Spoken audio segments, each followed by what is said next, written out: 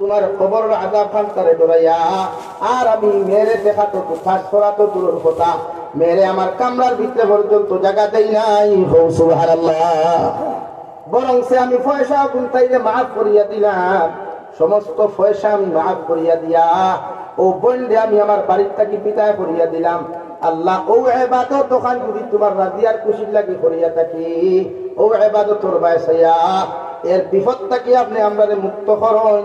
সুবহানাল্লাহ।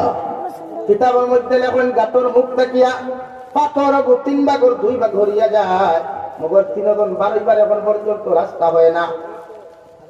3 নম্বর বান্দায় আল্লাহর আদালতের সামনে এখন দোয়ার এখন ইবাদতের কথা প্রকাশ হইল। আল্লাহ আমার বাড়ির মধ্যে একটা কর্মচারী কাম করতো, ও কর্মচারীর সব টাকা আমি দিলাইছি, মগর যাইতে সময় দেখলাম কর্মচারীর 500 দিরহাম আমার বাড়ির মধ্যে তুইয়া গেছে গিয়া।